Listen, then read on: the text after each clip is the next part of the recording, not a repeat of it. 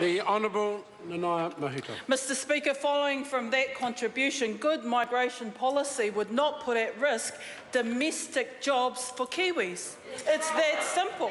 And what the government's trying to do is ensure that we open up the immigration doors and then say to our own people in our own local communities, oh sorry, there's no jobs here for you, we'll go and get someone from somewhere else. It doesn't work because in communities it's a very simplistic but very simple message. The government should not put at risk Kiwi jobs that could be gained here by people who have been educated here, skilled here, of different ethnicities, very diverse, and can be trained here. Invest in local talent, let them have the jobs, don't open up the doors carte blanche and then prevent Kiwis from taking up those jobs. Mr Speaker, those listening to this debate would be asking the question, why is it after the fact that the government is urgently going around to communities consulting on the TPP, having negotiated it in secret, now they're trying to convince New Zealanders just how good it is for them.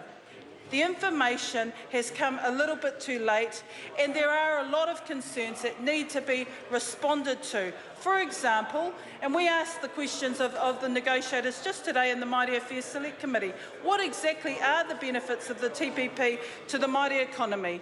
And let's be under no shadow of a doubt, Māori want to contribute to the growth of this country in ways that realise benefits here back in New Zealand, back in our regions, and certainly back to communities. And they want to know the detail of that. But after the fact, people are a little bit cautious about the government's strategy of trying to secure support and say that it has a good process in consulting with people on the TPP. Now, Simon Tenbridges, Simon Tenbridges, he will be forever known as the minister who made big promises at a point in time when the regions were saying the national government have neglected the regions. Went up there, promised 10 bridges for Northland, failed, and the deal was done because that particular seat, a former national stronghold, actually went to New Zealand First. So the national government's view that it has done well for the New Zealand economy and this has been delivered to the regions is simply not true, simply not true. Marama Davidson talked about the Kiwi meter. Well, here it is.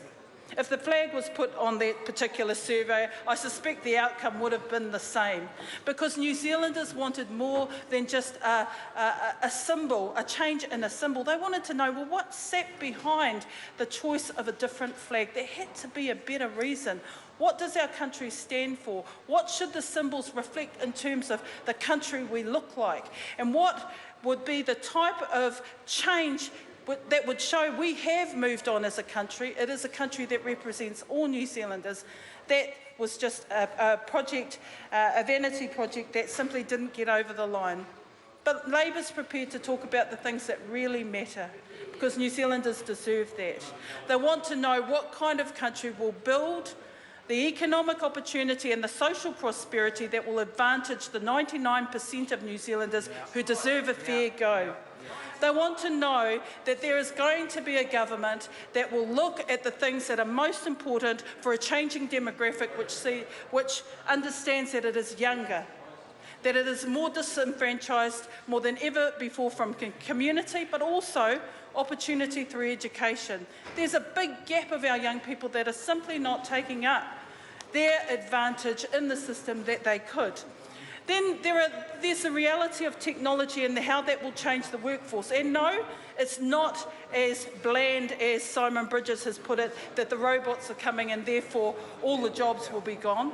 It's to recognise that technology will have its place in a modern economy, and we have to invest in the skills, the lifelong learning opportunities for all New Zealanders to upskill, reskill, and continue to invest in our domestic workforce so that they can take advantage of higher value jobs, a more skilled workforce, and a continually evolving and innovative economy.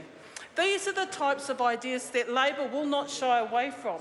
These are the types of ideas that we believe New Zealanders want to talk about, and these are the ideas that Labour will put well before a vanity project, because we are serious about the future that we want to create for New Zealand.